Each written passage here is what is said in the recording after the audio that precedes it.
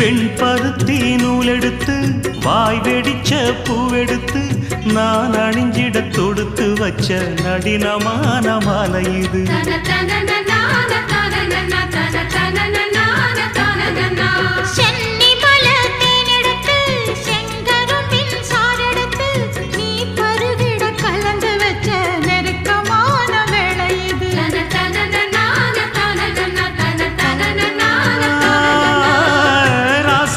உடம்பிருக்கும் ரவிக்க துணி நானாக அன்னாடம் சூடி கொண்ட ஆசை வச்சாகாதா.